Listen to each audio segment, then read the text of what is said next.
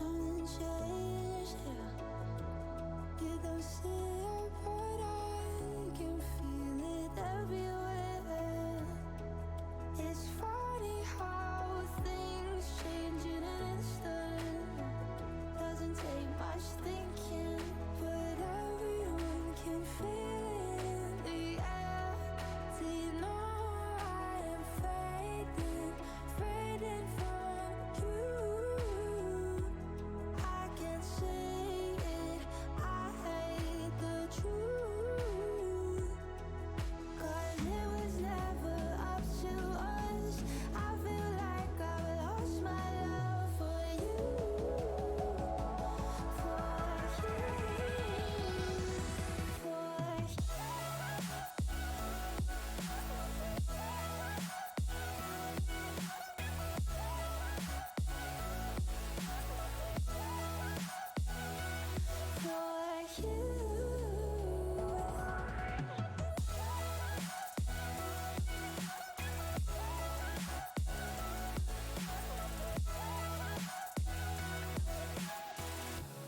Underwater, there's no room to breathe in.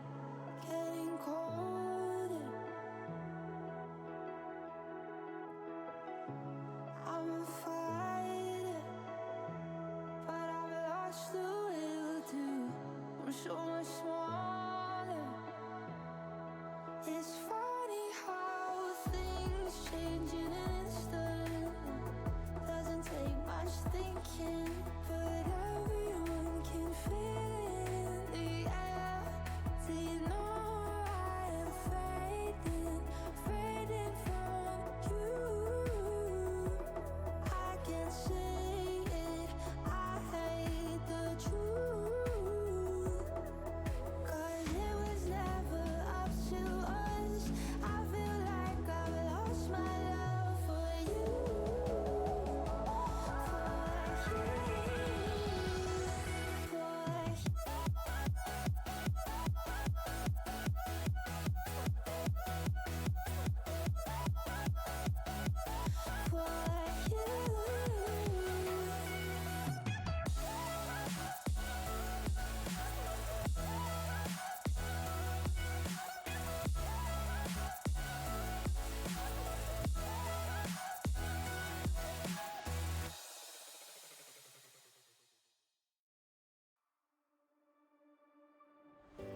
You are the air in my lungs. Oh, you help me lighten the load. You do. The sun don't shine when you ain't here. I feel your glow when you get near. Need you now, I need you more. All right. We're back here with League of Legends. Week 6. Solo cast today, but it's alright. We're going to be rematching Mirror Mesa LoL 1. We played them 3 years ago, which really isn't a rematch. Oh, am I lagging? Heck.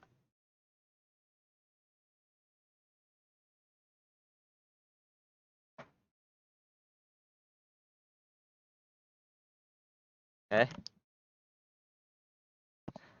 Alright, so the draft will be starting soon, I believe. So we are on so we're on red side. So Indy is on red side. Mirror Mesa is going to be on blue side.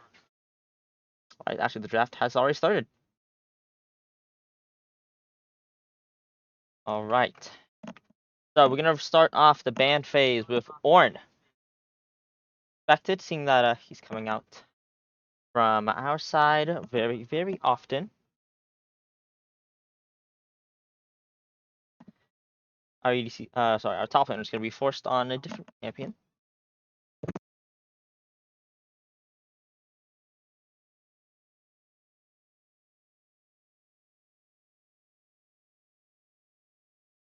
Oh, the heck. a little surprising to me to see the Misfortune come through. It's alright. And then the Galio is going to come through, the Nico Galio. Going to be protecting our mid laner and our jungler, respectively.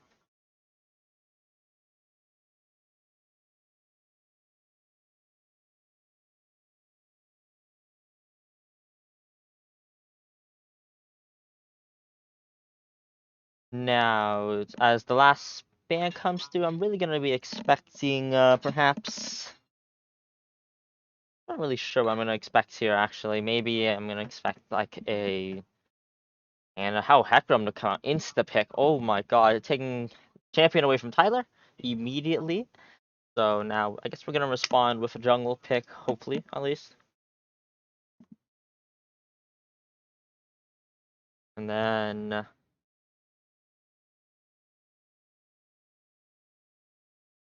I really want to see a lot more aggression from us, so that's going to be something I'm hoping for. The Kaisa is definitely something that I wanted to see. Very good champion. Looks like we don't go for the Caitlyn this game, even though it's up. Comfort pick. It's going to be denied in favor of the high party over this Kaisa. Wrong champion on the current patch.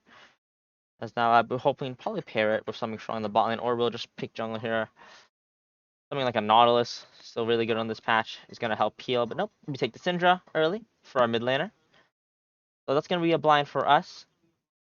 The taps, they're going to respond to it with the Seraphine, which is something that I am not very confident about. The Seraphine is not something that I believe is a good kick into the Syndra, but I say that as a Mumu comes out, which is very, very surprising. That's probably a Mumu support that's coming out here. And then Sejuani is our response to the jungle here. I really like it. Sejuani versus the Seraphine is going to be able to catch really easily, especially with the Kaisa. Syndra, I can see the pick already coming through on the side of Indie Esports. A classic for us. These pick comps is something that we practice the most. And now, so we're going to take the Jhin off. Silas is also coming off for us, which is a little surprising since we are picked our mid, but it's alright. Jhin's going to come from our side. We don't want that long range AD carry in the game.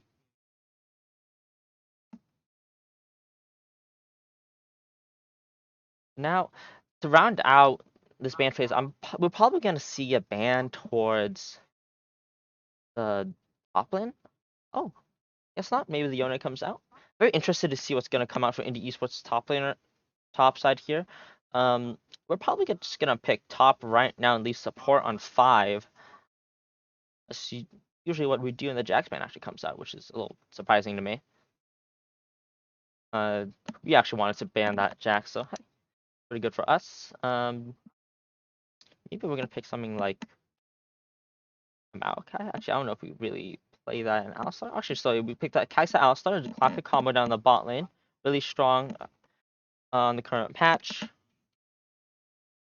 Low survivability as the Twitch comes through, or at least the Twitch hover is here. The Twitch hover isn't really something that I would think as a response to the Kaisa. Typically, I like to see it into like a Jinx, like a Phelios, but which Lulu is going to be the bot lane of choice, which means that that's a Mumu top, perhaps.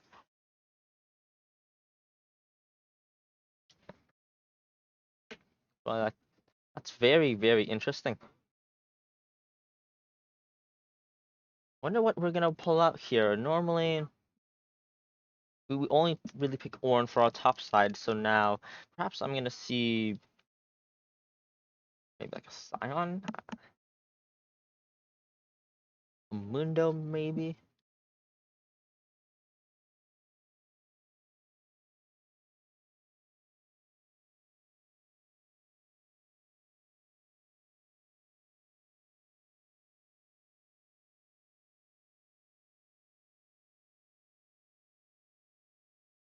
Oh, it will be the Malphite coming through. All right, so gonna be a lot of tankiness against the hack from Twitch. A little engage as well to help the pick out. I like it.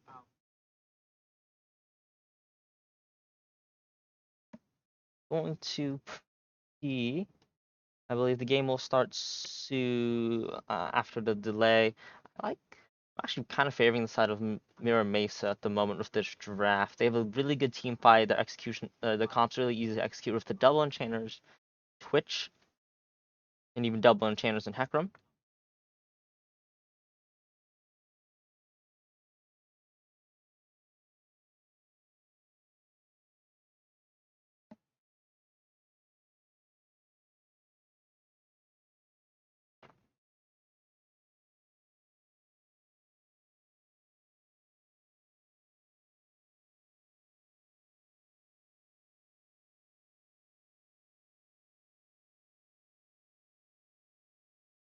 All right, now as both teams get ready to head into the game.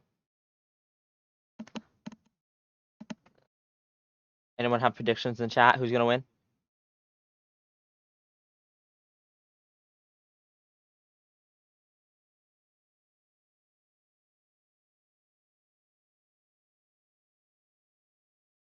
Which is something we really don't see often, so it's gonna be really exciting. The early game's gonna be really rough. Isa Alistar wins this early game by pretty large margins. I believe so.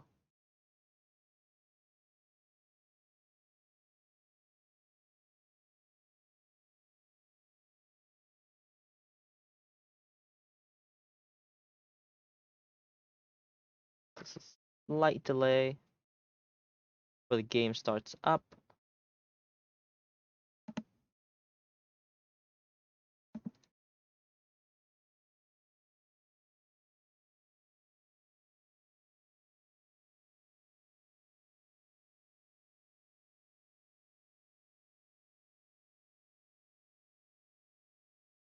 Let's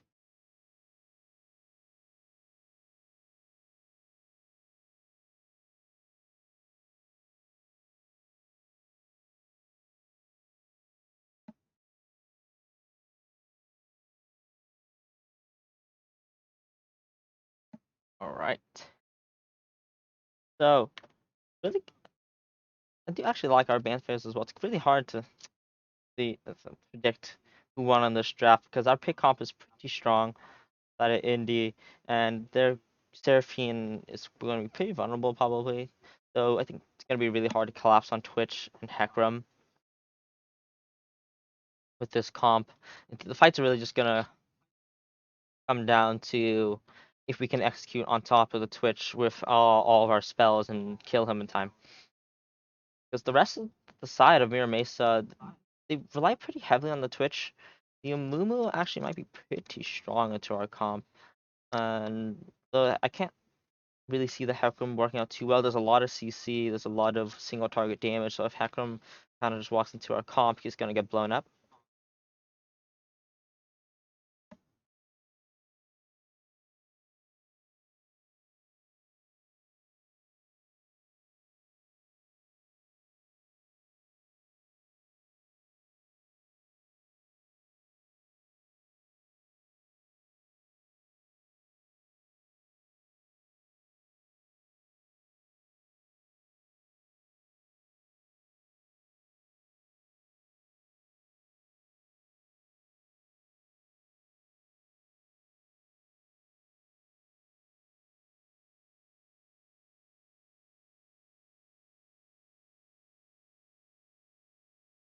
Alice. Really curious to see this Malphite coming through for our top. I believe this might be one of his first games off of it, actually. Sorry, off the Ornn. I actually don't know if he played Malphite yet. I believe he hasn't.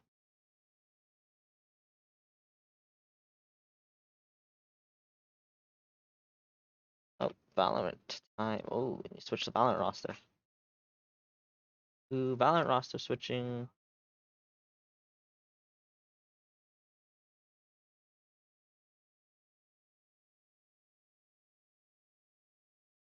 The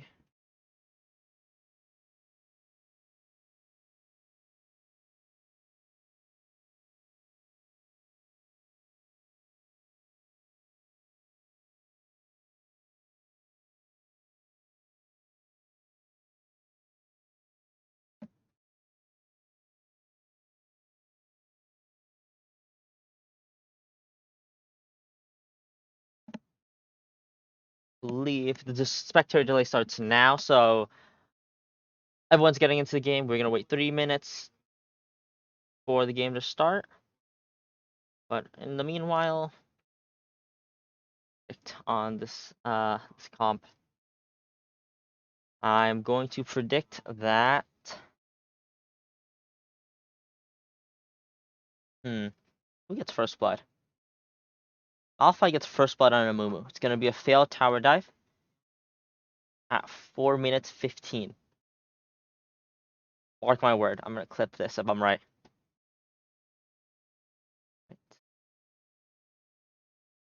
Gosh.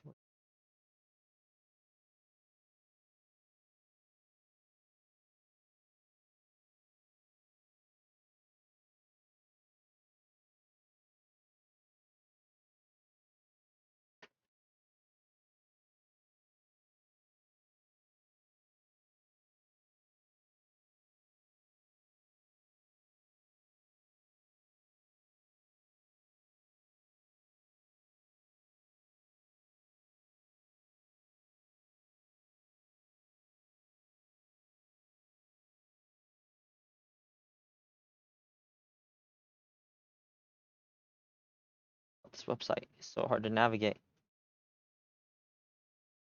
Huh.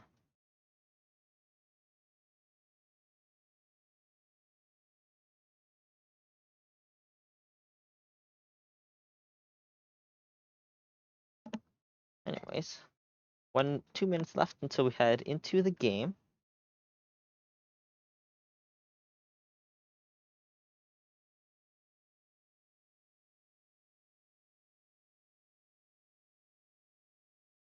This Hakurama is going to be probably a major point in this game. He's double enchanters, as well as the Twitch. They have two chambers that do really well with these double enchanters. However, I mean, the double-edged sword, it's gonna be really hard for them to fight without grouping, fight without or one of the carries even. Like if it's just the Twitch and the Hecarim's dead, it's gonna be so easy for us to target him with the Malphite, Sejuani, Kaisa, Alistar, Syndra. All these champions have so much access to the backline, so much killing potential on a single carry.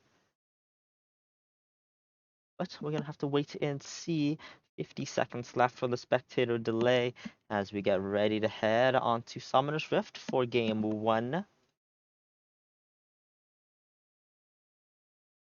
Indie Esports on the blue side. Oh, sorry, on the red side, sorry. Mira Mesa on the blue. We often get the red side, but we're comfortable with it. Let's see whose perfect record is going to be shattered today. After today, there's only going to be one perfect record in PlayVS for the California League. Both teams are 5-0.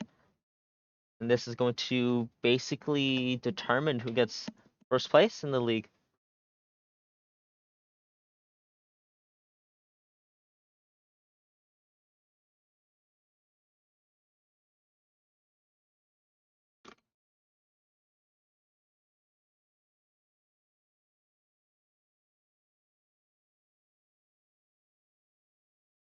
Loaded now. It is going to be the Mumu top here for Robert Z. And then Bert on the Hecarim jungle with the smite. Pretty normal runes, I would say, for everyone. Pretty normal summoner spells. Nothing and anything too out of the ordinary. Though it is pretty cool to mention that, not cool, I mean, nice to mention that the Lulu is typically more of an engaged support player. Might be a little unpracticed or maybe something that's not his thing on the Lulu today. But we will see. The rank matchup does look pretty bleak for us, but I have hope. I believe we can get the dub against insurmountable opposition. Who knows? Mira Mesa used to be top dog in the league, but now that all the players have left, they are looking a little more mortal.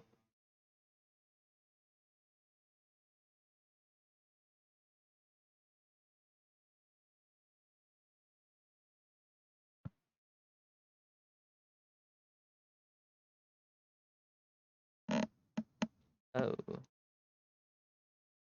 What the?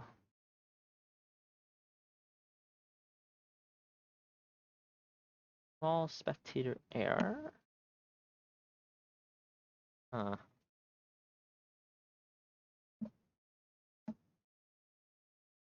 There you go. All right, we're headed on to the Rift for game 1.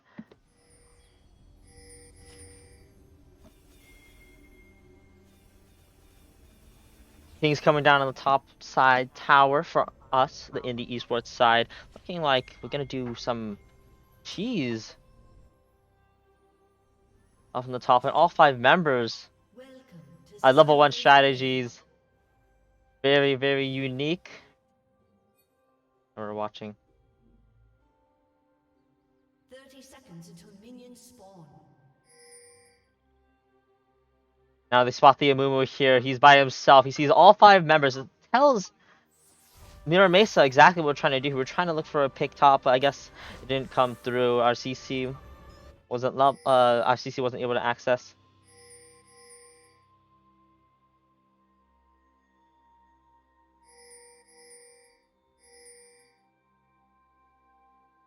Minions have spawned. All right. Actually, it might be a lane swap coming from us here. I said Alistar starting the top lane. Very interesting. They want to put this Amumu behind. Early game, very unorthodox strategy that people aren't used to. Ooh, small DC in the mid lane. I mean, they don't expect it. They don't know that this Alistar and Kai'Sa are going to start top here. It's likely going to be a massive chunk on the Amumu, maybe a flash burn. Now with both laners starting mid, the split map might be a first blood onto the Amumu, then catch bot.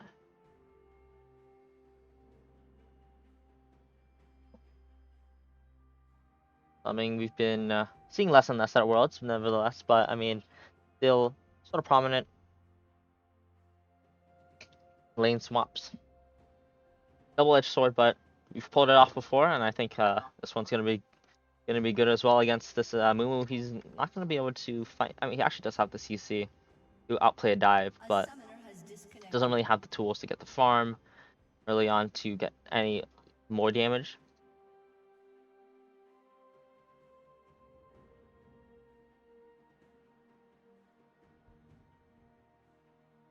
But map's gonna be really good for us, perhaps, to get the dive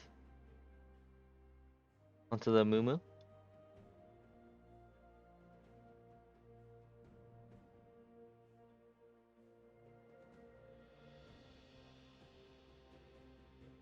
But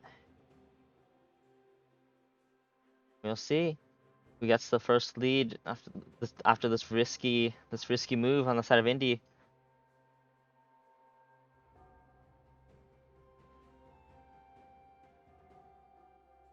Yes, really thrilling gameplay. It's a small pause screen. A summoner has reconnected. All right, looks like we're gonna be back into the game in a few seconds right here. Now we get to see the lane swap unfold. It's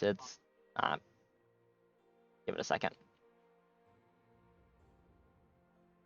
Lane swap's gonna unfold, and it looks like we're gonna see. I'm gonna predict probably the Sejuani is going to clear the 3 camps up to the top dive. They're gonna crash a massive wave. I really want to see if there's any response from anyone else on this map to help out the Amumu. I mean, Amumu doesn't know yet. And actually, they might know that the Malphite is spotted on that ward there. Oh, they know something is up. There's no one bot. There's no one top. They don't know what's happening. I mean, this is really good for Indy. The Mumu doesn't get any XP. The bot lane's stuck by themselves. The Malphite is kind of just sitting there, not doing much. Usually, typically for the lane swap, the top lane will lane for the A carry, and then the support will stay mid, soak the XP. Now but now they're pushing bot, they're getting the power platings, but I mean, Amumu is also just so behind at the moment.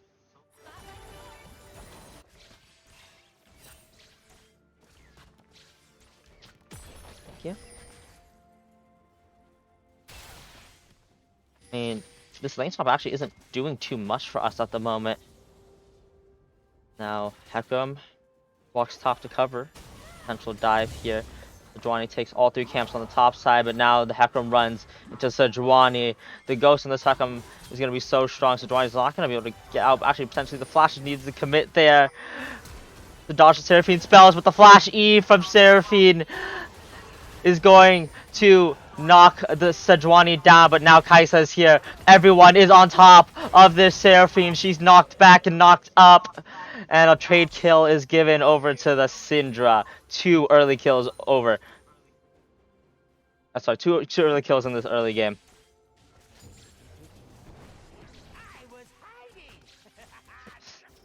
I think I would prefer the side of Mirror Mesa in this case. I mean, the bot lane just got 2 plates. Yeah, the Seraphine's behind now, but I mean, she just TP'd back and caught her wave while we were bleeding wave's bot.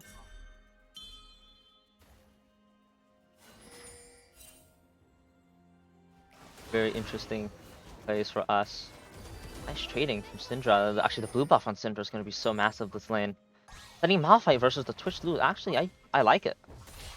They're not gonna be able to do much against this Malphite, while our top side is able to get a lead on this Mumu perhaps. But now we're getting invaded on our weak side. We've no Sejuani's just gonna need to to give up this blue buff, and now Syndra's in trouble here. The Hecarim's walking there, but the Blast Cone is probably gonna be enough to bring our Syndra to safety.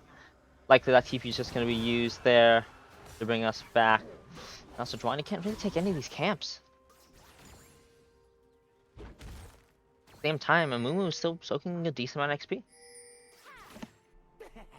This lane swap is not going how we're expecting it to. Now, a little damage onto the Malphite here. Could be a potential dive even if the Hecarim nearby, but I mean, HP is pretty high on the side of the Hecarim. Amumu at the same time can't farm. The wave's really good for a gank here. I mean, Amumu should be careful. He knows that Sejuani is playing on on her strong side at the moment.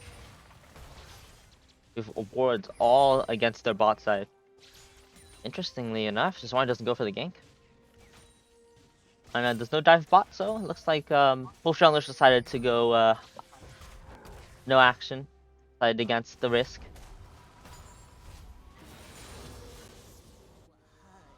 Moon's actually resetting. He can't play against this freeze. Now it looks like maybe the Twitch and Mumu, they're gonna switch lanes, but I mean, this is something that we might be anticipating. Sejuani is poised at this top side. I mean, as well as the Hecarim, we might see another 3v3 top side. Hecarim is at the level advantage, having 8th farm on this guy. 2 extra camps on the Sejuani is now. The collapse coming on top side. The Twitch is here with the Hecarim, and Sejuani is going to be too far away to follow up. But also only takes half his HP. The knock-up, the pulverize is going to be enough to push them away. As now, oh my god, the Sejuani W damage hits all 3 of them. But Hecarim, he wants more. He pops the ghost, but then he gets exhausted. Now as Alistar gets a 3-man combo in the Syndra's here with level 6 just in time. The Twitch flashes away, but to no avail. 3 kills in the early game for Independence. Extremely well played. Oh, nice snipe across the wall from the Seraphine. Catch the Sejuani on the retreat. Seraphine, you're in a little bit of trouble here. No mana. She can't ult anymore. There's no mana for the ult, but the Alistar's a little low. Syndra decides to tank it. And oh, maybe it might be too much to execute. It's worth it for the kill. I mean, there's so much gold being denied here. The mid wave as well. I mean, really nice plays, actually. I'm liking it from Independence. Coming out swinging. What I like to see.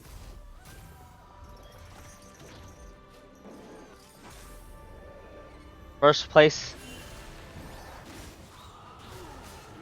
in the league is not just a dream. 2 short wins and it's first place for us.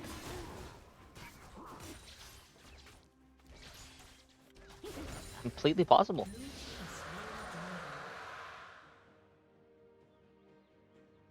Be feasible. Because now we're back to the lane swap the same lane swap orientation. The Malphite laning top instead.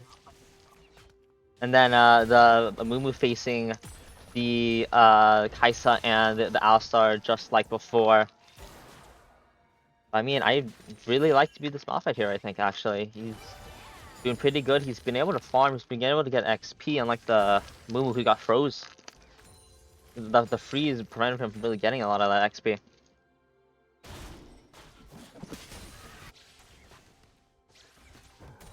I mean, this game really depends on the mid laners, I think. How they're able to utilize their prio to help out these sides. I mean, like this bot lane might be target of dives. The Sejuani, she's pathing bot. The Syndra might be able to path bot as well and just dive this guy. I say that as heavy trading happens mid lane. Syndra's now chunked down to 20% HP.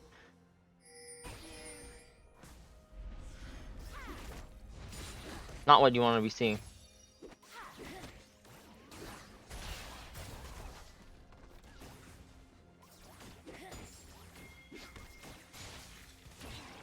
Now, Dumumu's chunked.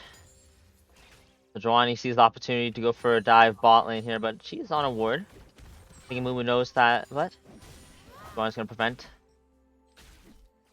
the recall out, but then the stun just comes through. The double stun from Sejuani does so much damage, and the Kaisa ult comes through to finish the kill. Amumu is just going to lose another wave here, and then the bot side is also going to be lost, and now it's the return play on the other side. It's the counter play for Mira Mesa. It's the dive onto this Malphite, but I mean, this Malphite has a little more tools. I mean, the Twitch Lulu is not going to have as much damage as the Kaiser Alistar, but let's see how this dive goes.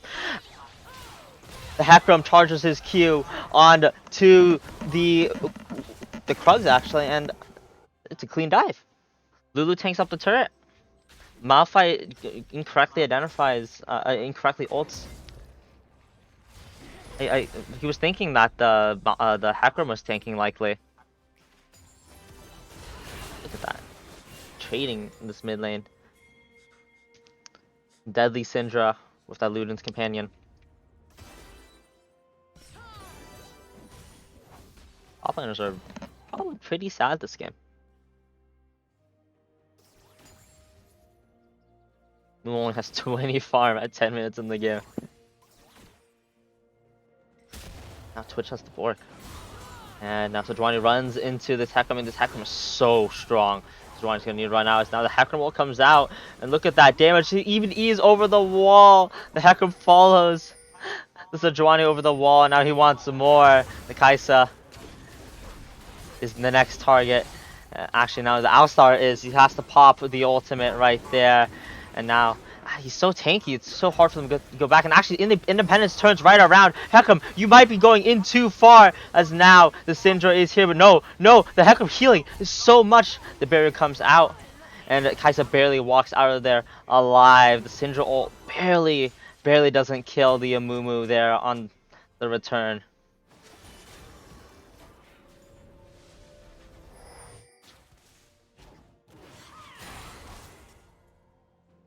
Exciting game here with a lot of action.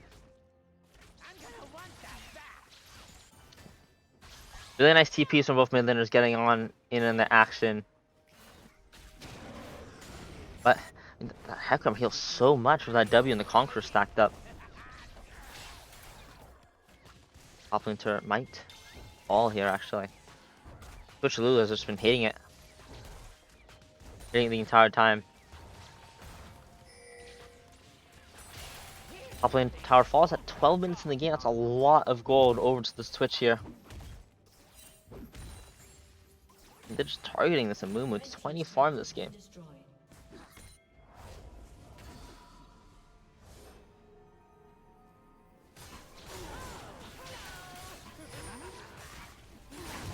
Oh, we bomb plant into the pit here, but actually the Q gets interrupted. Sejuani isn't able to come out. It's the 4th death for Sejuani in this game. Overextension is gonna cost us a death there, and potentially even the dragon. Now Hecarim is looking to play mid here. Huh? Just glides through on his way towards the dragon. The gold lead for Mira Mesa now. A lot of it is on this Hecarim here, the main carry of this Mira Mesa squad. Gonna be rough. Let me give you a hug.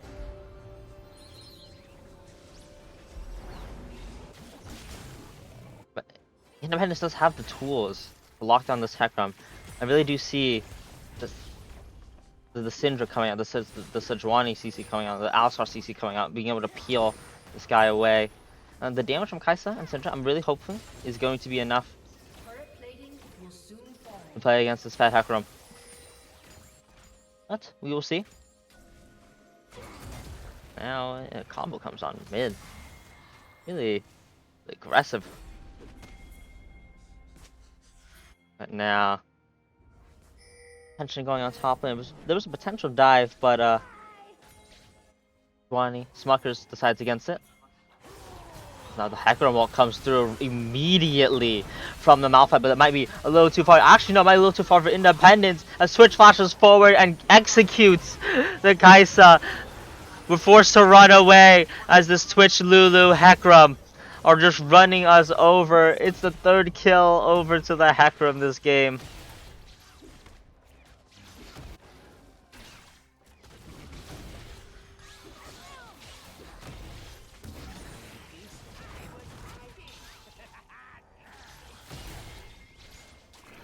Really well played from Mira Mesa, punishing our overextension. Taking their mid prio and transferring it top lane.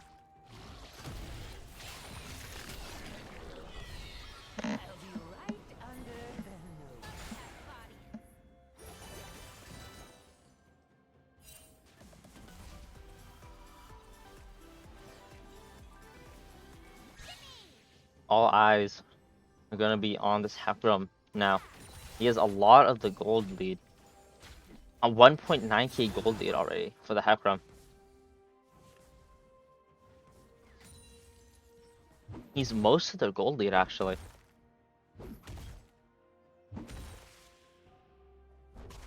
And Sejuani at this point is so squishy compared to this Hecarim. This Hecarim's gonna be doing so much damage. 2 levels for the Malphite on the Samumu. Actually really funny.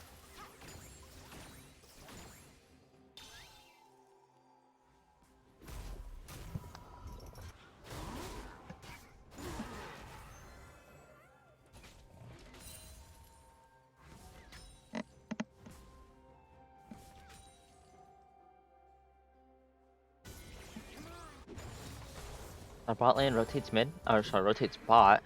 Actually sacking a lot of farm mid. Here's, ooh. Seraphine immediately flashed out the fight as if there's a 3-man Seraphine ult, and Sejuani is stuck so far under the tower. But Kai'Sa actually just executes the Hecarim. What? How did that happen? And now the Syndra, Kai'Sa all come through, and now the Seraphine's dead. What just happened? Now Twitch Lulu. Twitch Lulu's coming bot here, and this Kai'Sa, there's nothing much for him to do. He's just gonna die here. Maybe there's a follow-up, but no. Great punish from Twitch. And so much damage coming out for this champion with the Bork. Even a collective coming out soon. Maybe on this reset even. But wow. This is the damage I was talking about. The single target damage is absolutely one-shotting this Hecarim. This Hecarim is full squishy. It's gonna be one-shot later on in this game.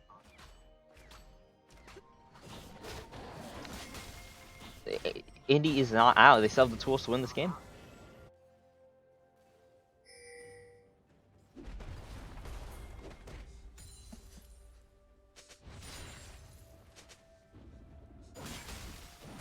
Pink's coming onto the Twitch. They know this guy is going to be a bit of a problem soon. Wow, they actually have a full inventory of pink wards. Pretty interesting. Hector's in our jungle right now. Actually, right, and Hector's going to meet out Syndra. There's going to be a lot of damage coming through here. The Syndra roll is going to chunk him so far down, but now the healing is going to come through the Hecarim W. Onslaught of the Shadows right there. Oh, actually, the CC chain. The Malphite ult is barely going to be enough to shut this guy down, but I mean, he burned the flash of the Syndra.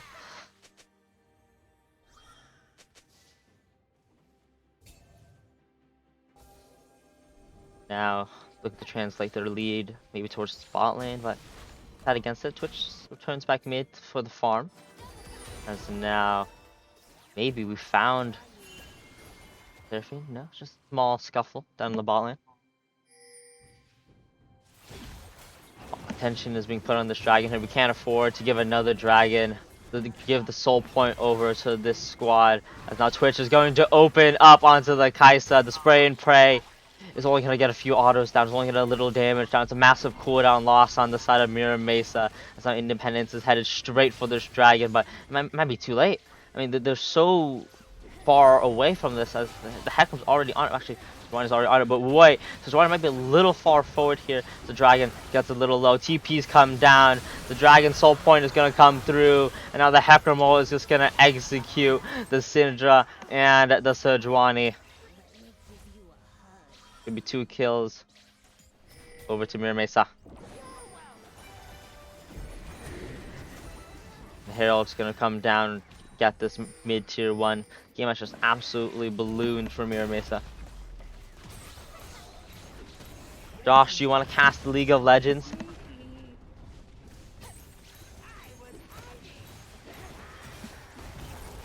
In the call, Josh, do you want to cast League of Legends? Let me give you a hug.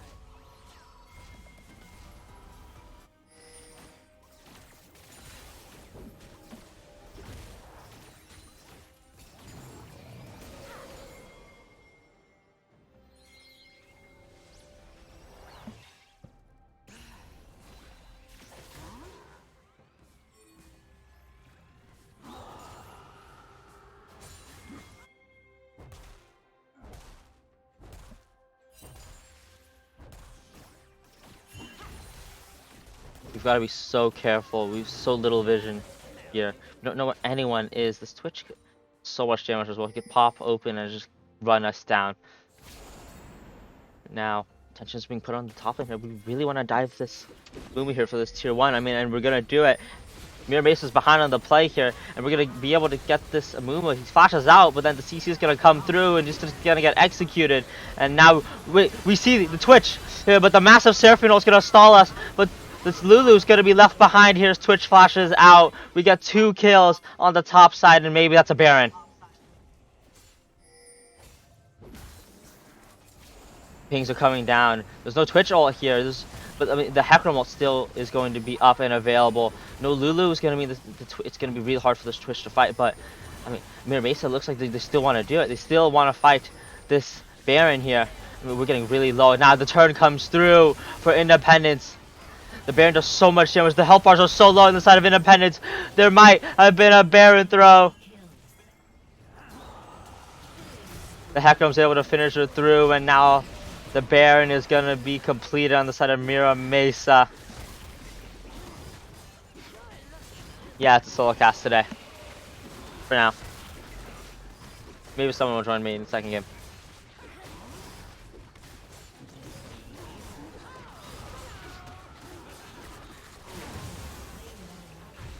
The Baron comes down. And that's a massive goal lead on the side of Mira Mesa. 5,000 now. At 21 minutes.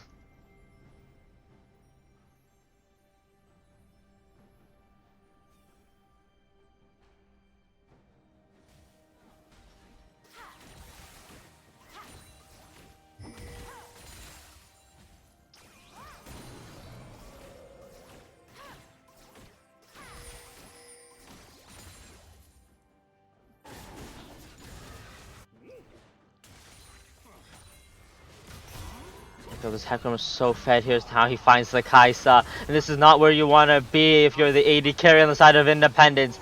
They're all forced to flash away, but the Onslaught of Shadows follows through. And the Hecarim is able to kill the cow. The Alistar falls. 9-1 for the Twitch. Twitch is also really strong. Now they set their sights potentially on this Malphite in the bot lane. Hecarim sees him. Looks like he's just gonna Malphite all the way. Red team's turret has been destroyed.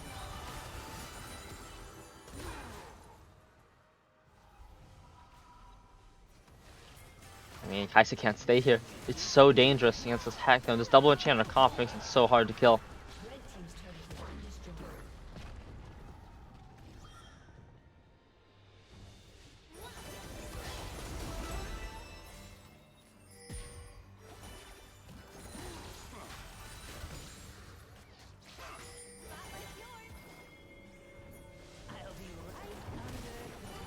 And now their targets are going to be set on the Sejuani here. Soul in the mid lane. Ooh, Sejuani's is able to get out. Is that a bug? The movement Q usually would fall through there. Interesting.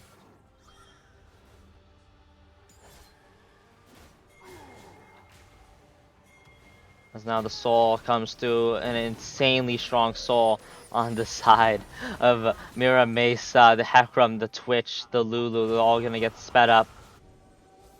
And Independence knows that this is going to be so important here as they come and contest it. But I mean, the Dragon is just, it's going to be falling. They're hitting it right now. And Syndra needs to TP. Syndra needs to TP right now. But I mean, there's no fight that they can take here as now. The steal's going to come through. The steal comes through from the Sejuani, but it's just a wipe from the Twitch. The Twitch does so much damage. And it might just be an end down the bot lane.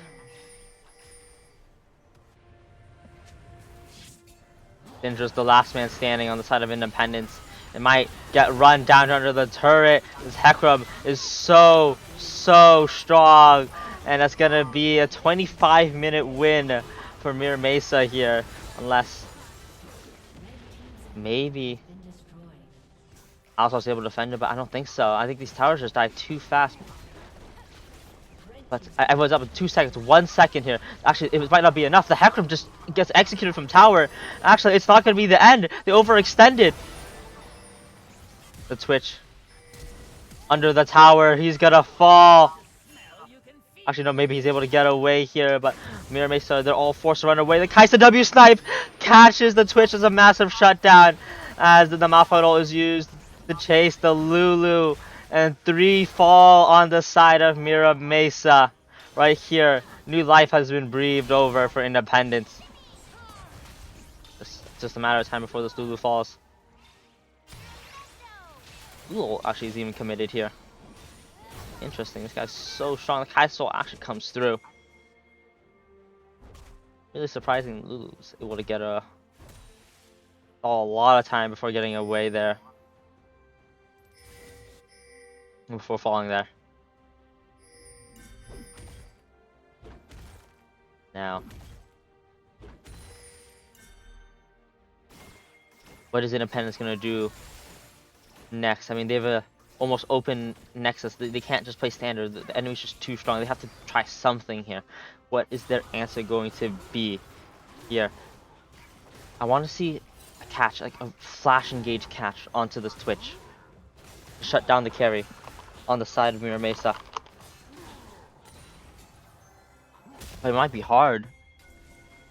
Kai'Sa at the moment doesn't have the damage to one-shot. As now the Alistar might be found here by the Amumu. Hecarim's nearby is going to follow through here. But I mean, it's only 2 on the side of the Mira Mesa against 3 on the side of Independence.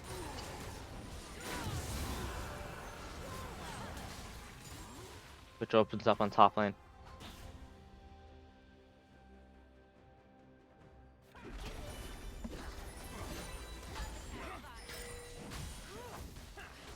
Syndra still bought. She's getting so much gold. Syndra's so strong at the moment. The death cap's about to finish, and now Stronio's forced out here to defend this turret.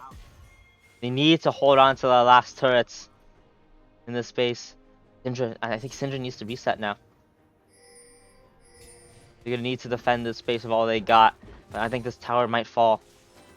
Malphite's not gonna be able to defend it. Ekob's not pushing mid.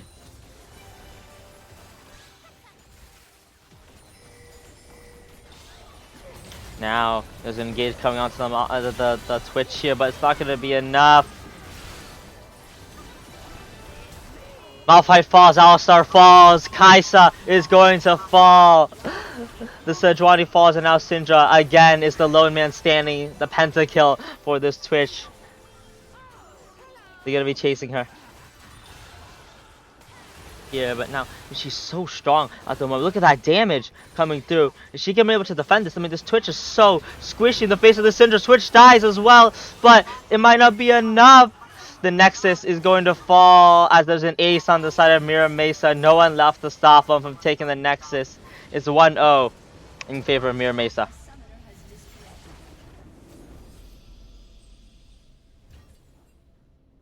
Good game one from Mira Mesa. Able to punish the overextensions and the greed of our early game, and then they snowballed that really well. I think we're gonna head immediately into game two.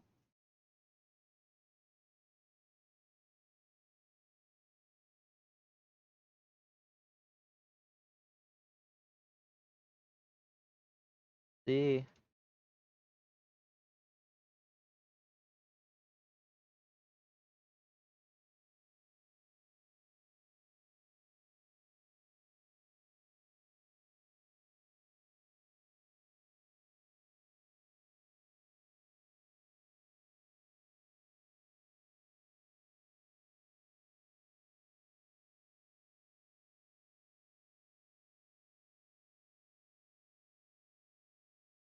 Looks like the enemy is going to be subbing to a player out, actually. So it looks like Pangilion is going to be subbed out for Banana Danda.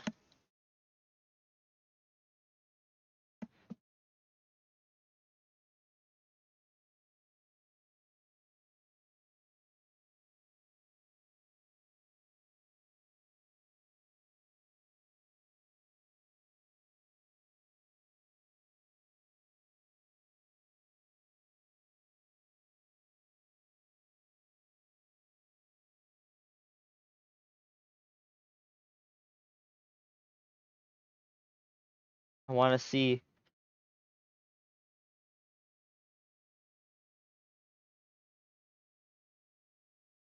I want to see a little more life coming out of the mid laner of Independence.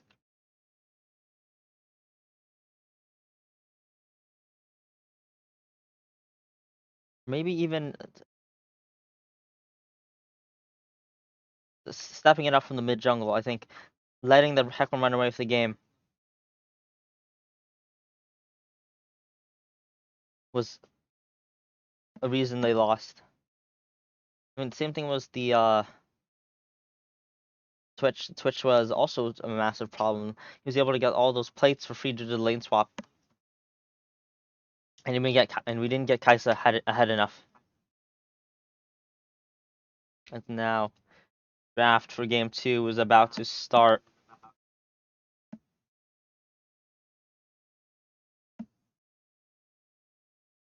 The ready checks come through.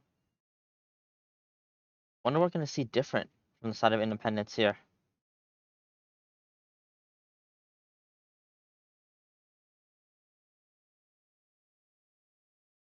I really want to see more bot lane versus bot lane aggression, more targeting towards our bot lane, win condition of this AD carry. Perhaps maybe not going for that lane swap was better. I mean, the 2v2 might actually be in our favor, especially with a Kaisa lane. Kaisa versus Twitch, I think I actually would favor that. We will see.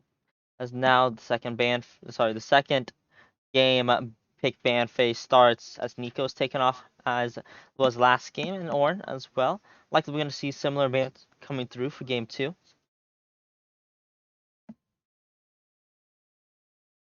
Oh, the Yone actually comes through.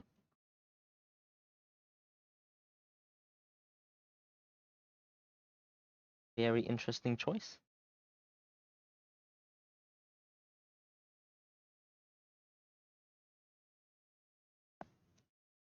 Isoban actually gets slapped down here. Iso was pretty strong in that game, so it's a very understandable ban. Targeting an area carry. Vanilla Milk is going to be forced on something else this game.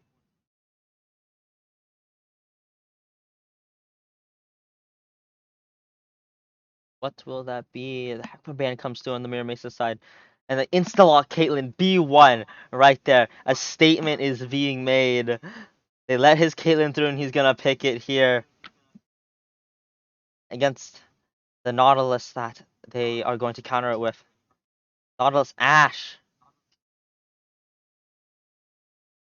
Strong bot lane. Wonder what they're going to pick here. I mean, Nautilus Ashe is definitely able to match this Caitlyn here. If they pick like something like Caitlyn Lux, there's going to be a lot of pick. It's going to be really hard to navigate the matchup if they pick the Lux. But maybe it's a gamble they're willing to take.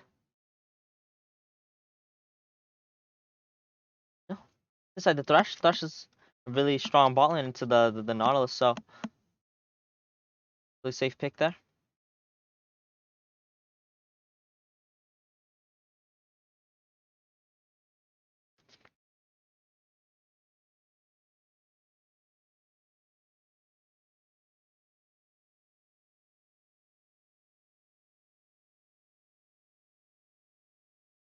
Now. What are they gonna pick last? I mean, I think the Nocturne coming out. Gonna be even more pick, more engaged from the side of Independence here. The Nocturne might be a double-edged sword after the last game, but I mean, maybe the Nocturne pick is just gonna breathe new life into the comp. Sejuani didn't look that good like last game, so maybe trying something new, trying a carry champion. Gonna be good. Cheers. The Diana comes out and the Malphite comes out. So now, Freya from the top lane is gonna be forced on another new champion in this game. The Nivea coming through is very interesting. A Nivea blind is something we usually don't see. Really hoping to see something like an Orianna coming up. Oh, sorry, Orianna's banned. Likely just gonna be a Syndra coming through for us. First, the Mirror Mesa is going to pick. What are they going to take here? I'm gonna be predicting the jungle, and they're gonna leave the top laner for R5. So I mean, oh, a Lulu. Is that a Nautilus top? Very interesting picks.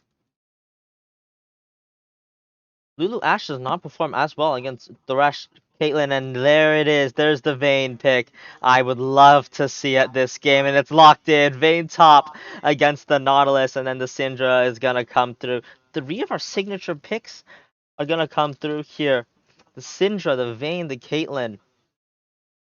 I mean, I really like the Syndra versus the Anivia matchup. Just so easy to punish the Anivia here for short range.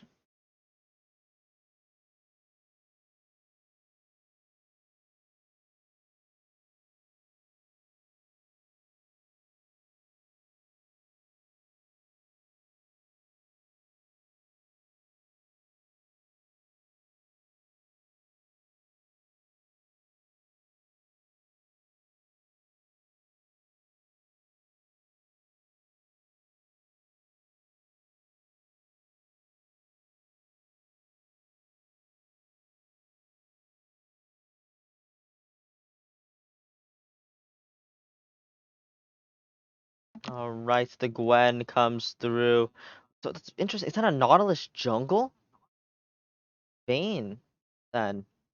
Gonna be playing against the Gwen. It's actually maybe a bit of a more rough matchup.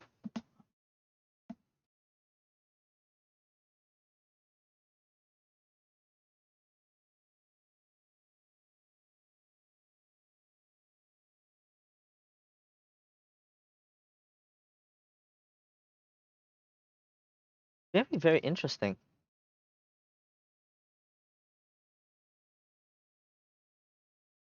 Unconventional drafts are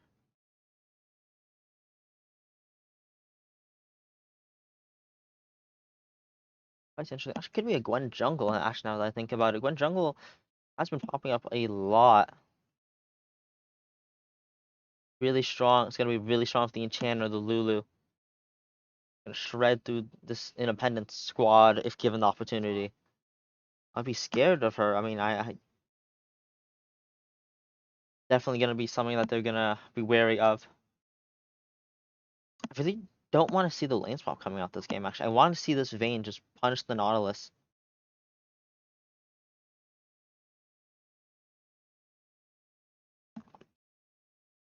All the stops are removed. Independence has 4 carries on their side.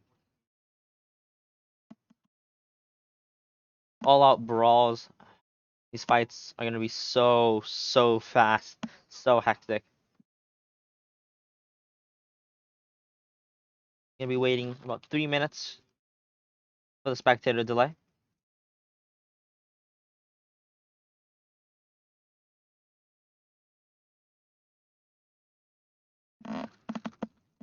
Interesting choice with the Lulu. It's not something that I would pick there for a counter matchup into the Thresh. I would maybe pick something like a Braum.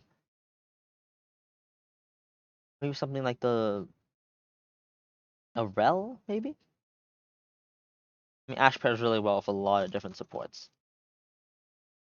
Ash is pretty flexible. So,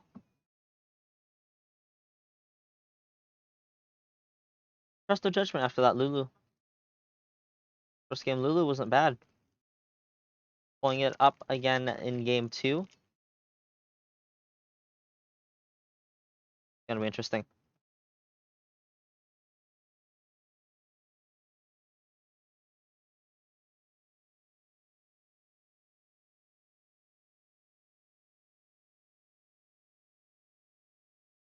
The double 80 carry comp is gonna make independent scale so rapidly. Hey, Terry.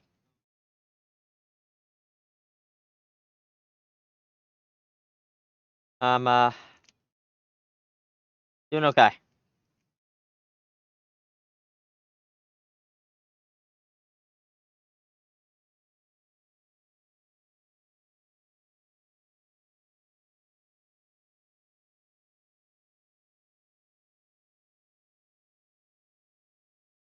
Crap.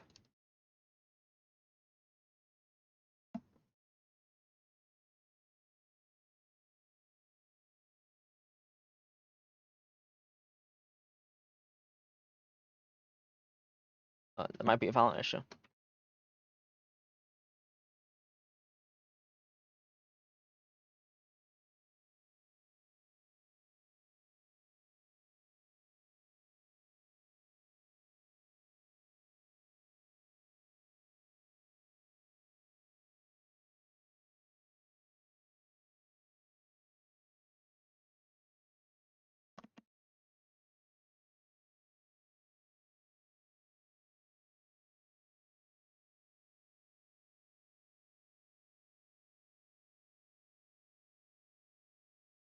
Alright.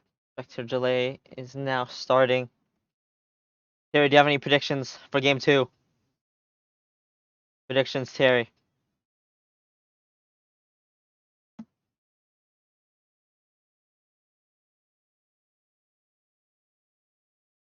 And Fam is on his Caitlyn. Fry is on the Vayne. And Ethan. So Specs is on the Syndra.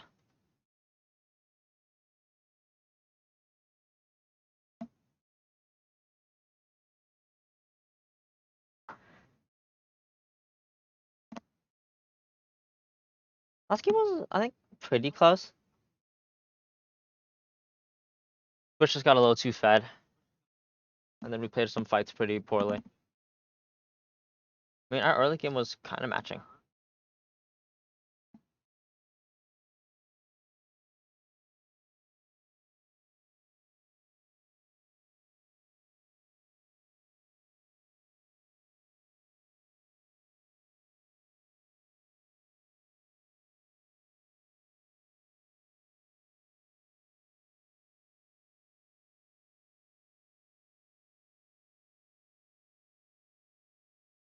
I'm gonna predict.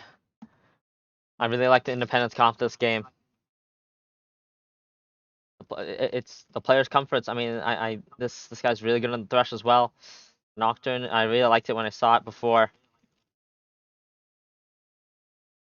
Gonna be really, really cool to see here. This Nautilus top is also very interesting. It's Nautilus top. I can see it on the champ. The top laner has locked it in, and they got into game with it.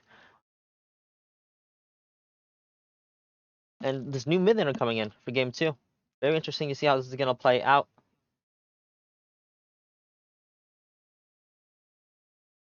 It's not Gwen top. It's Nautilus top.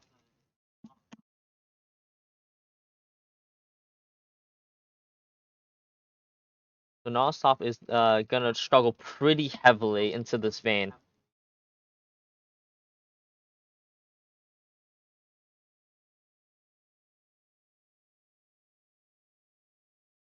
We will see as the game is about to start. We're headed into the loading screen right now.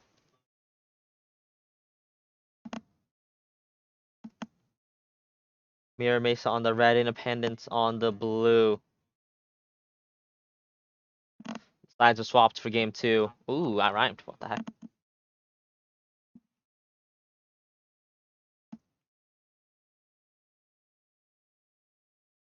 I wonder. We have a Thresh this game. We have a Thresh. The level 1 is going to be really, really interesting to see. Maybe we're going to do something really similar there. I mean, the level 1 is also pretty scary. Ashe is pretty strong. Lulu's pretty strong. Nautilus is strong. I mean, Nivea is not really that strong level 1, but interesting. Oh yeah, Caitlyn Lux would be pretty hard. We picked Thresh as a counter into Ashe Nautilus. And if you pick Lux into that, you're gonna get engaged on a lot. So it'd be a little hard to play. We picked the Thresh as like a tankier champion to try not to get picked. As now we're headed onto the game and headed onto Summer's Rift for game 2.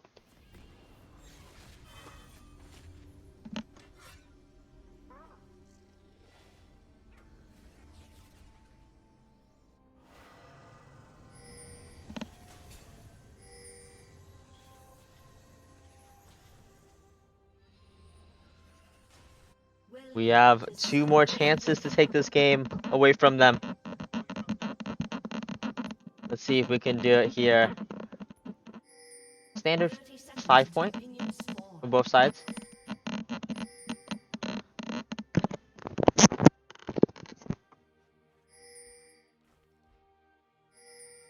Not much going on.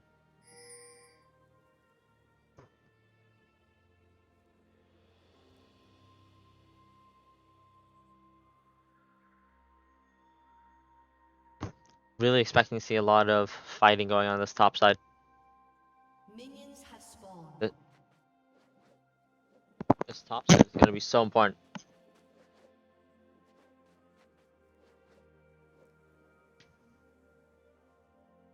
Very interestingly, Nivea went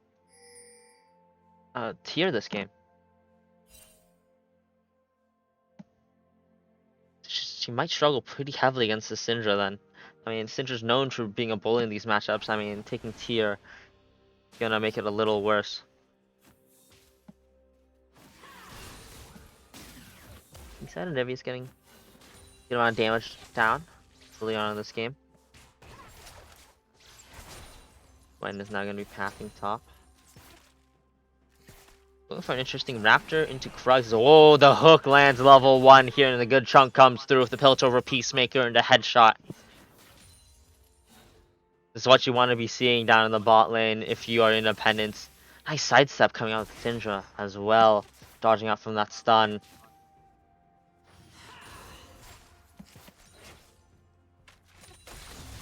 Now the level 2 comes out, and Independence bot lane is going to be pushing their lead as the hook hits the Ashe. The exhaust comes through, and the flash is going to give her safety, but it's a flash trade right there. So much damage comes through.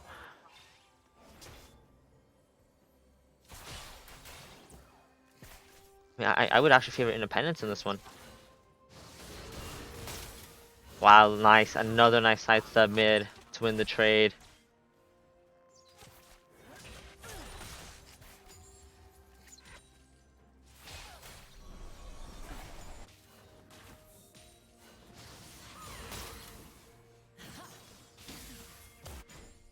Exactly what you want to be seeing from the Caitlyn. Lane dominance. Now there might be a gank attempt to mid lane here as the sun comes through. The Nocturne's able to get on top of the Anivia and force that flash. Really, really crucial flash burn in the mid lane there. Independence is a little extended here, but they spot the Gwen bot side jungle. They have the push here. Caitlyn Thresh has the push. There's no way that Gwen's gonna go for this. Actually, Gwen does go for it. She's a level ahead. She's 3 camps up.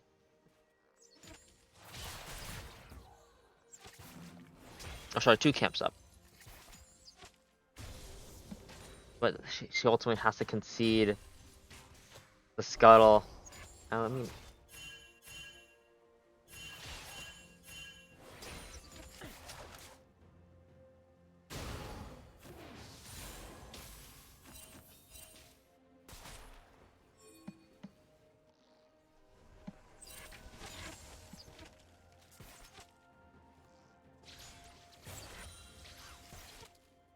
both junglers now probably gonna take their first resets.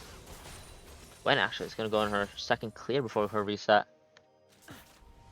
Octa's gonna take his first reset.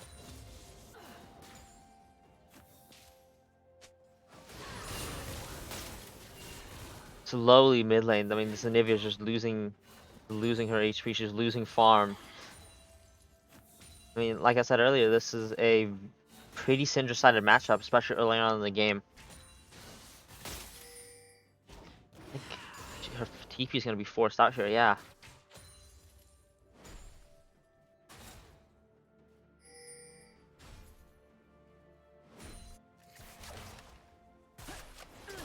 And looks like the bots out of Mir Mesa had to take a reset on a poor wave. They're gonna...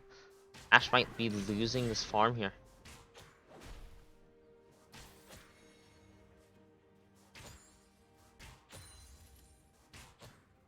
Overall, Ashe looking pretty good for Independence.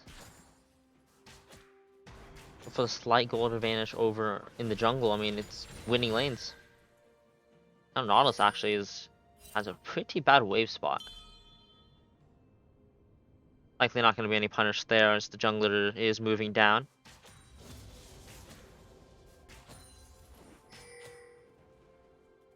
Now the dragon is the focus of both junglers' attentions. And Gwen's on it first. She's the one who's been clearing so much faster than this Nocturne. Actually, they might be able to sneak it. This dragon here it might be gone. It's 2000 HP and it's burning fast. And yes, the dragon's gone. Mir Mesa used the turn effectively and get the dragon. Now Independence is likely going to try to trade on the top side here. Actually, this might be a solo kill up in the top lane. I know, I've seen these before. The Vayne is able to chase down the Nautilus. Look, there's so much damage from this Vayne. This camera pans on ball lane, but look at that damage. Oh my god, it's an execute, actually, from the Vayne. So much damage coming through from the tower there, and so much healing coming through from the potions and the shielding. I mean, it's still pretty bad for the Nautilus. Gonna be forced out.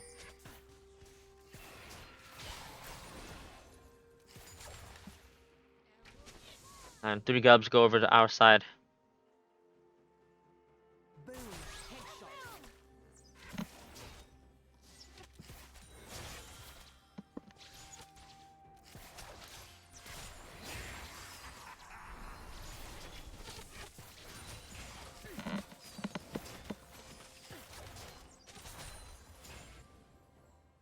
It's now, looks like the Gwen is going to be targeting this Vayne here as the depth charge comes through and the hook is able to land. Gwen pops the ghost and there's nothing left for the Vayne to do.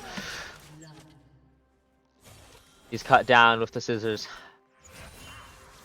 Here she comes back to lane, and now it looks like Nocturne's gonna need to catch this top wave here. But quietly, I mean, there's a lead building mid lane here. There's a lead building in the bot lane here as the hook lands, but there's no commit from the Caitlyn. They don't know how much they can do there. Playing it safe.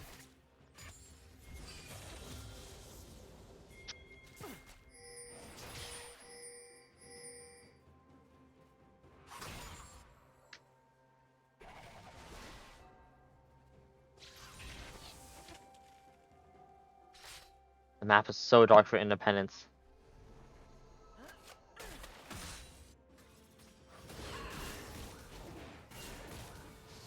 They don't know, Cinder doesn't know that this Gwen is here.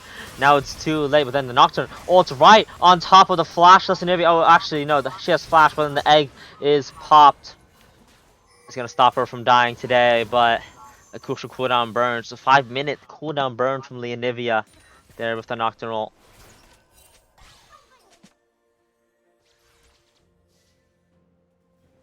Crucially, there's nothing up there for the Gwen to trade. I mean, there's no objectives they can punish for that Nocturne ult.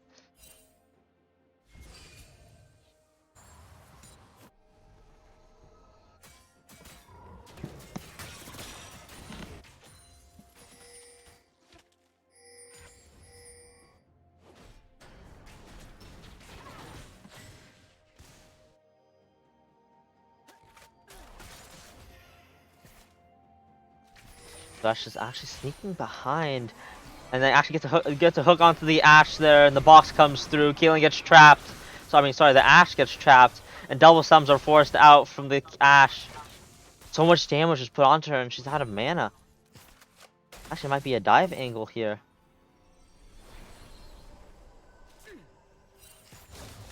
Slowly. Fortunately, that wasn't a kill for Independence, but still so much burned by that Ashe, by the Lulu, and then they miss a wave.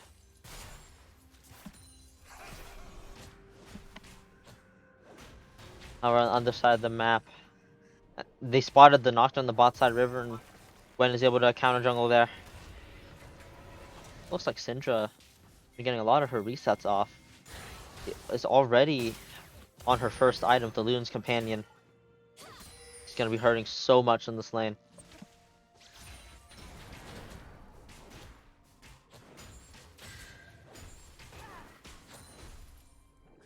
Now 30 seconds to the dragon. Gwen takes her recall. The Nashor's finished there. Kings are coming onto this dragon from both sides. Even Nautilus is recalling.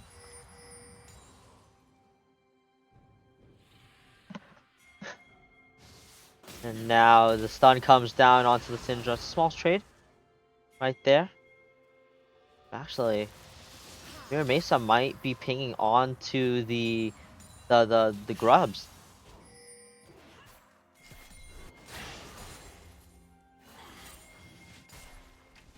But no.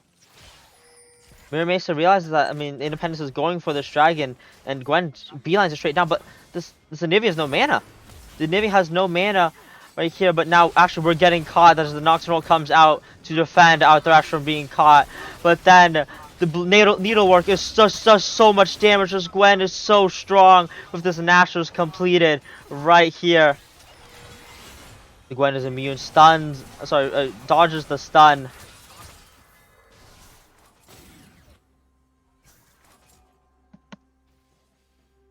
It's a quick 2 kills over to the Gwen. Oh, sorry, 1 kill over to the Gwen. And dragon for them. 2 dragons for Mira Mesa in this early game.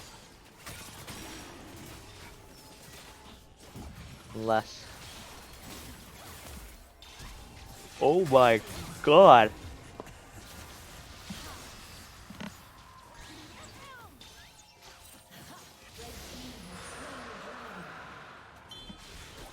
Give me a trade of the grubs on the other side of the map.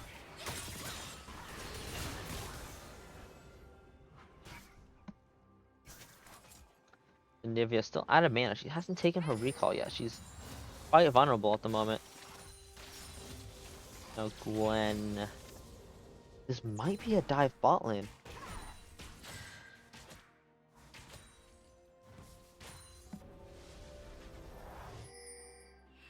Like she goes. Looks like she decides against it.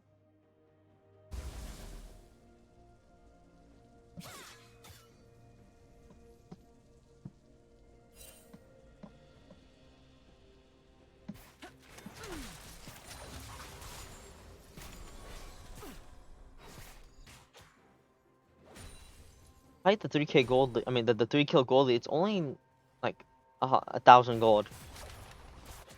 Well, it's only a 1k gold lead on the side of Mira Mesa. Definitely something that's still. It's a gold lead, but it's not irrecoverable. Turret plating will soon fall.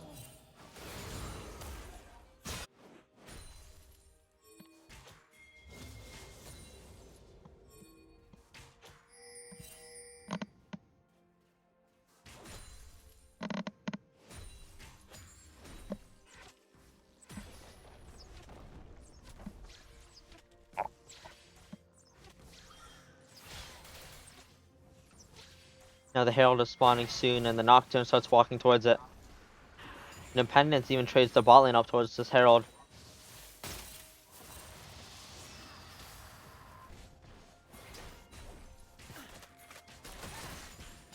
Didn't even go for this top turret. Didn't even a dive. To this onto this Nocturne here, but this, I mean this Nautilus, but he's so tanky with the Frozen Heart. But actually, doesn't maybe that might not matter here. Actually, it might, as now the Gwen is here. The Gwen is gonna be able to do so much damage, and the Needlework is gonna barely hit. It's gonna be another 2 kills over to the Gwen. It's a disaster. 5-0 Gwen. Then the bot turret falls. It's not even worth it for the Independence.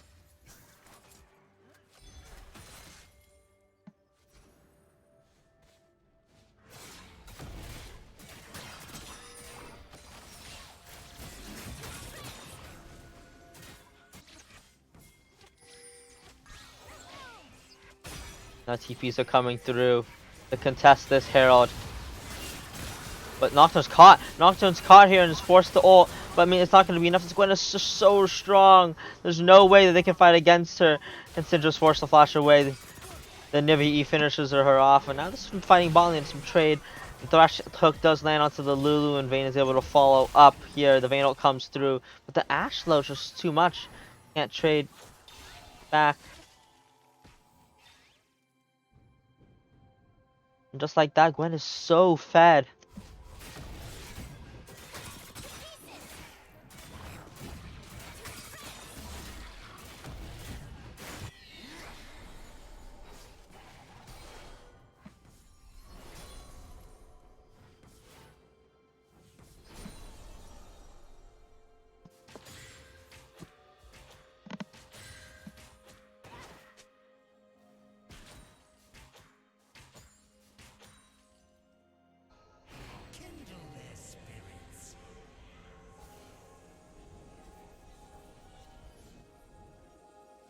Almost a 4k gold lead for this Gwen.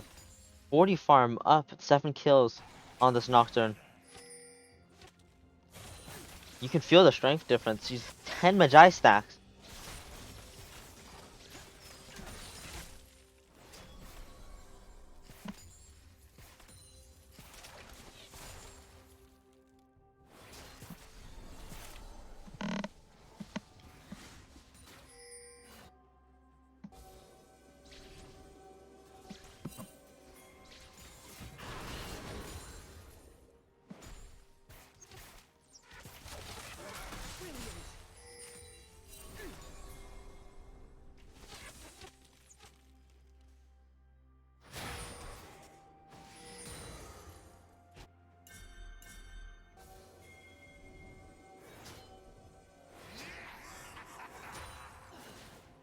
Things are coming down again onto the top side.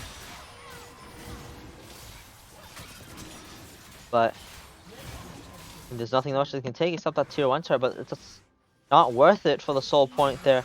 Independence is forced to give away Soul Point, Ocean Soul Point this game, as now pings are coming down mid lane as they're looking to pick onto this Caitlyn and Thresh here. The Herald comes down. The tower is gonna fall. Here is Independence is gonna need to defend. Gwen is gonna walk the other way. That against the dive.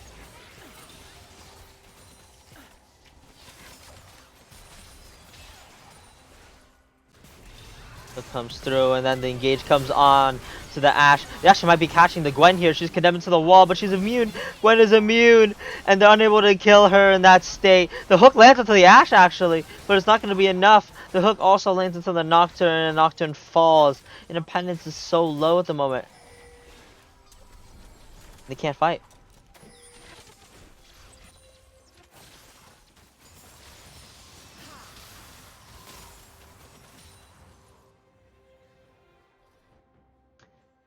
Mirror Mesa is going to barrel down this mid lane and take this mid tier 2 here. As the entirety of Independence had to take the reset, had to go back to base and heal. I have to say that. The Lulu might be in trouble here. The Q actually kills her. She takes turret aggro and falls as the turret dies, but it's pretty worthwhile. Support for mid tier 2.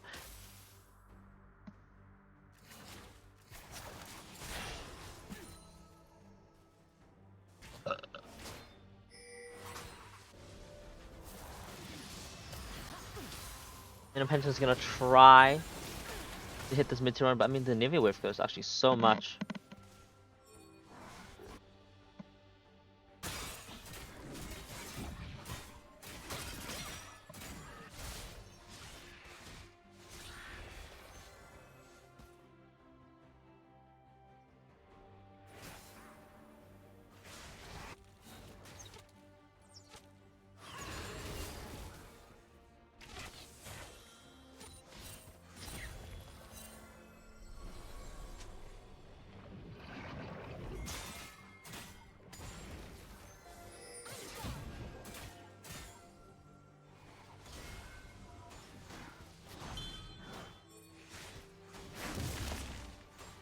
Now, map state is completely open for the side of Mirror Mesa. I mean, they have so much vision, they have to decide how to play this map. Looks like they're going to be walking towards top. This Baron spawn might be the target. Gwen has Malignance now. Finish her second item. She's just going to be so strong with those ults. The Needlework's gonna do so much damage as now Engage is gonna come down bot lane, and Nivea's flash is not gonna be enough to stop the fear from coming through, but she's so tanky. I mean, the egg form is gonna come through though, and it's just gonna be her ultimate demise. So the Caitlyn trap comes through, so much damage falls onto her, but then the cross map play is going to happen on this Vayne. She falls under the turret, and the tier 1 is going to fall top. A trade of tier 1s for both sides.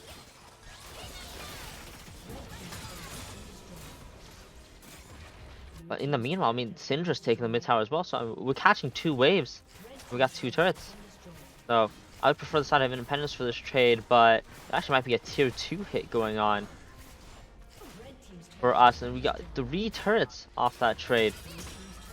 See if Mirror Mesa wants to go for more. They are going for more. They're committing to this inhib push. And I mean, Thresh is not going to be able to punish this. They're going to be able to get the inhib, actually. Independence is going to push for the own inhib tower. But I mean, you're playing against Nivea, this wave clear is going to be so much, and the Vayne is not going to be able to defend this. But on the other side, they were.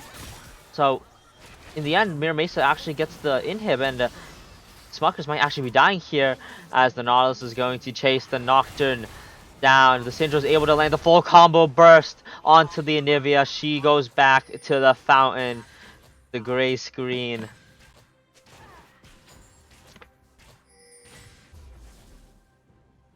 $3,000 gold lead now for Independence. Oh, not for Independence, sorry, for Mirror Mesa.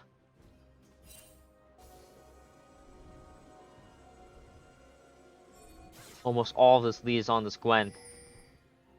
If they can shut her down, they can shut down almost the entire gold advantage right there. The side of Mirror Mesa.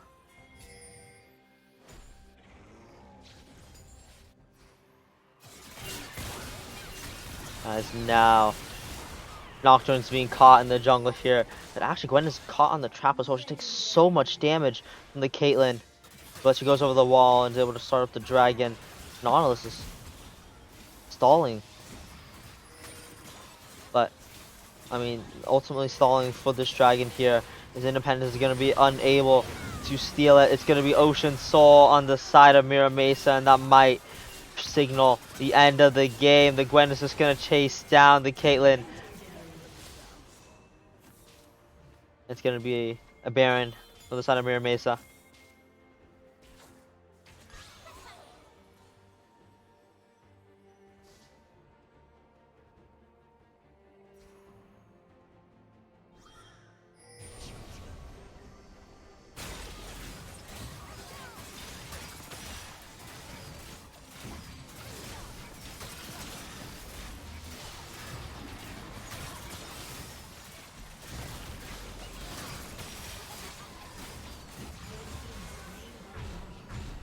Now, Baron at 23 minutes into the game. Mira Mesa is poised to take this game. 7,000 gold lead for them at 23 minutes. The odds are looking ever in their favor, but now Ashe actually gets engaged on with the Caitlyn ult, Syndra ult, Nocturne ult right there, and Ashe gets picked. Crucially, Ashe gets picked as the Baron is falling. And now it's going to be so hard for them to use this Baron with one of their teammates down for 30 seconds.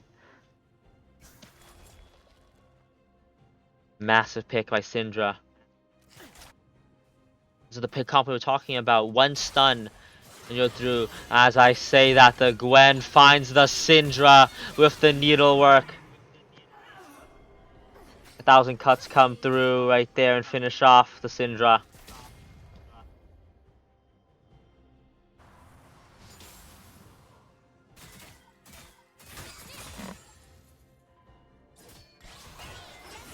And now the hook lands onto Lulu, and Independence goes for an engage here as the Nocturne tries to fight the Gwen, but the Gwen is so much stronger. The Astral comes on mid.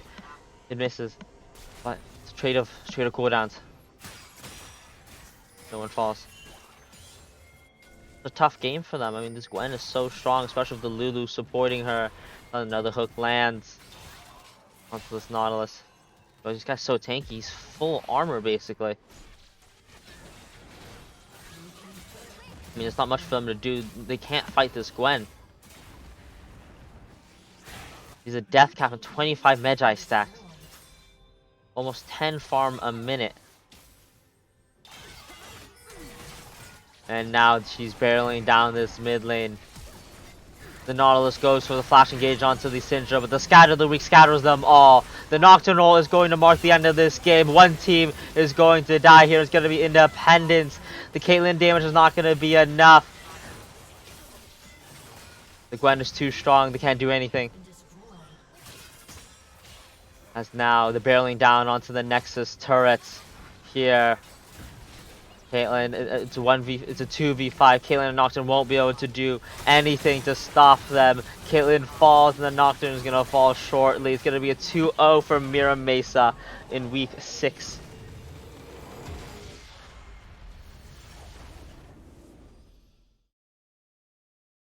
Congrats to Mira Mesa. Played that game really well. The Gwen jungle was able to find a lot of punishes and ultimately get ahead. Oh. Come back next week on Monday or to watch week 7 unfold.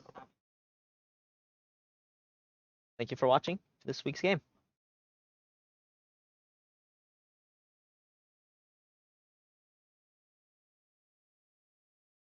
Take me tonight, someplace in the mind. Float up in space and change the fate of the time. Dreams come true.